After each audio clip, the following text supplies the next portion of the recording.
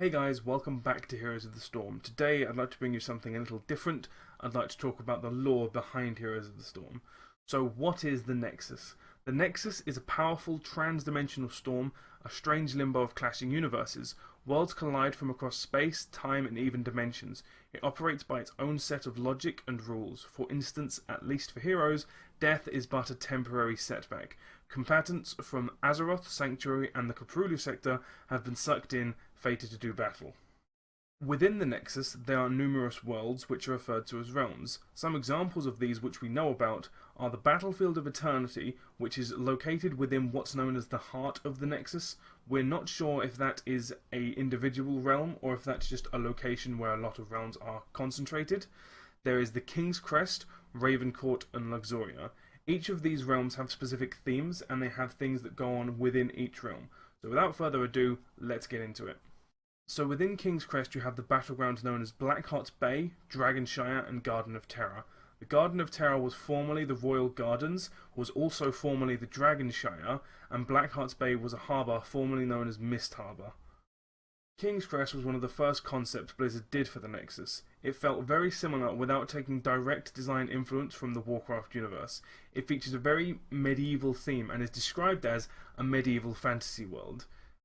King's Crest is largely inhabited by lords and ladies. As far as we are aware, it is a town with a palace, a harbour and a river running through it. What this means is that in the future we might see maps based within the town, we might see maps based down the river or out to sea near King's Crest, and we may see maps dedicated to specific buildings such as the palace within the town in King's Crest. The next realm is Ravencourt. Within Ravencourt you will find the maps Cursed Hollow and Haunted Mines. Ravencourt is set outside King's Crest and is generally relatively grim, ruled over by the Ravenlord.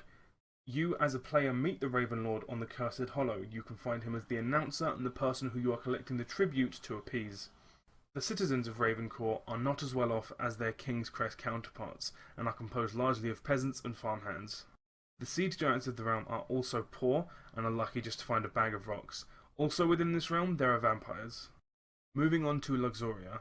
Within Luxoria you will find the battlegrounds Sky Temple and Tomb of the Spider Queen. Although two separate battlegrounds, Sky Temple and Tomb of the Spider Queen are largely considered to be one giant structure. This is because of the Harrison Jones Easter eggs consistent across both maps. The Luxoria realm is ruled by the pharaoh Ta-Sadar, who is quite obviously the Protoss hero we know as Tassadar. This could also be a hint or an explanation as to the Crypt King skin available for Tassadar.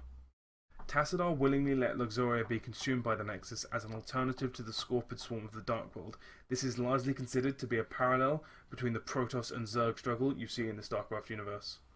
The Scorpid Swarm of the Dark World could also be the origin of the Desert Queen Zagara skin.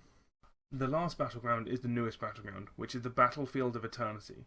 This battleground is located in the heart of the Nexus and is heavily influenced by Sanctuary's struggle between heaven and hell.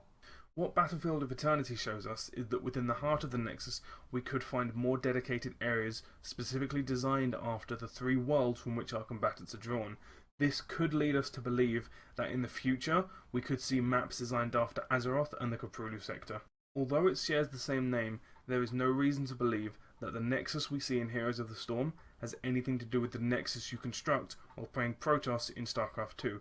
It also has nothing to do with the Nexus dungeon in the Warcraft universe, and there is no reference of a Nexus anywhere in the Diablo universe. In future, we can expect the Nexus to show us new realms. Since Heroes of the Storm has gone into open beta, we have seen the reveal of Luxoria and the heart of the Nexus with the Sky Temple, Tomb of the Spider Queen and Battlefield of Eternity maps. In the future, we can expect to see new realms opened up to us and new battlegrounds created within the realms we know about. We can also expect to see new maps located within the heart of the Nexus, which are more closely modelled on the homeworlds we know as Azeroth and the Caprulu sector.